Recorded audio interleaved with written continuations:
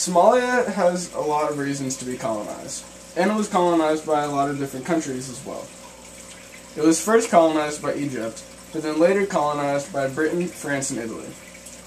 Italy was the biggest influence on Somalia, and ended up getting United Nations declared independence, unlike the British and French parts of Somalia. The biggest reason for the colonization of Somalia is its coastline, but that's not the only reason.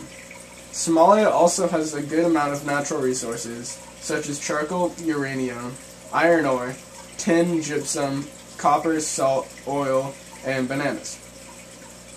Somalia also has a lot of livestock, and because of that, can export hides. But once again, the main factor that separated Somalia from just any other African country was its vast shoreline that was used for trade.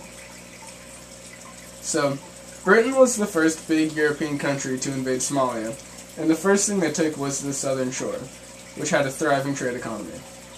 While Britain was mainly focused on that, Italy started to come to Somalia and take the northern shore and central Somalia. When it all ended, Italy was the last standing force and had gotten Somalia its independence through the United Nations. A long-lasting effect of this are pirates. There were already pirates in Somalia before it was colonized, but afterwards there were much more, because the coast was used much more to transport goods. This effect is still in play, because pirates actually hijacked 4 Americans from their yacht off the coast of Somalia only a couple years ago.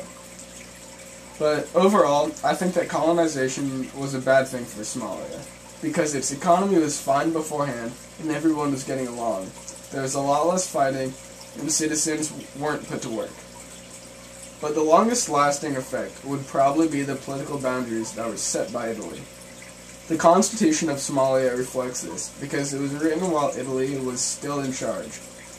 Also, according to my academic expert, the colonization of Somalia forced the people of Somalia into 5 main areas. The areas consisted of Italian rule, British rule, French rule, and then Ethiopia and Kenya. And the separation of the people is still seen to this day.